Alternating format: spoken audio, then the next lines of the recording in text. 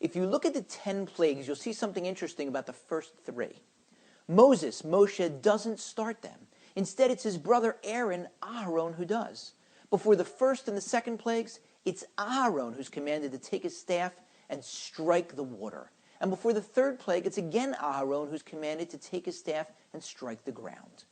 Why couldn't Moshe strike them? Rashi, the greatest of the biblical commentators, explains that Moshe couldn't do it because previously in his life, the water and the ground had protected him.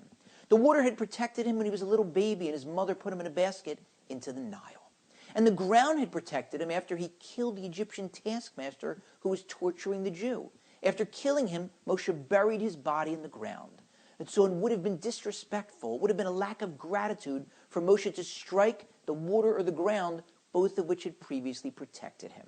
And of course, there's a beautiful lesson to be learned there. If we have to be sensitive to the feelings of inanimate objects and show them gratitude, then of course, how much more so do we have to be sensitive and show gratitude to our fellow human beings. But a later commentator asks a great question. He says, if we had been able to ask the water or the ground, are you okay with Moshe striking you to start the first 3 of the 10 plagues? They would have said, hit me, baby. Not because they were masochists, but because they would have realized the 10 plagues were an incredible Kiddush Hashem, a sanctification of God's name. That's when God was introducing himself to the Egyptians and to the Jews and to the world and beginning the process of the Exodus, taking the Jews out of Egypt and turning us into a nation. They would have gladly volunteered to have Moshe hit them. So why couldn't he strike the water and the ground? This commentator explains that who we are is dependent far more on our emotions than on our intellect. Moshe may have known intellectually that the water and the ground would have been okay with him striking them, but emotionally, the mere act of raising his staff and striking those items which had previously done him good would have had a terrible effect on him emotionally. It would have diminished his sense of gratitude and made him a less sensitive person. So that's why he couldn't strike them.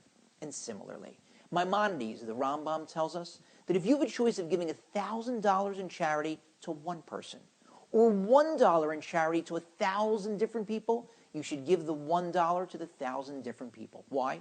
Because giving $1,000 to one person, it's a generous act, and it'll feel great, and it'll be great, but it'll wear off.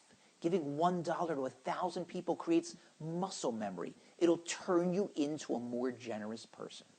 And on that note, I saw an article about a study that was done recently by a group of psychologists. They took a group of people who were suffering from high blood pressure, and then once a week for 3 weeks, they sent each one of them a vial with 2 $20 bills in it, along with directions how to spend it. Half the group was told to spend it on themselves. The other half was told to spend it on others. At the end of the 3-week experiment, they took some health tests and found that the people who had spent the money on themselves, although they enjoyed getting money, there were no discernible differences in their health. But the people who were told to spend the money on others and did, there was a significant reduction in their blood pressure. The researchers were shocked to see that it was the same type of reduction that would have been expected had that group started doing aerobic exercise. But we shouldn't be shocked by those results because God created us. And he tells us to be sensitive and to be generous. And when we listen and we act in that fashion, we can't even imagine the benefits that we gain. I'll give a little bit. I'll give a little bit of my life for you.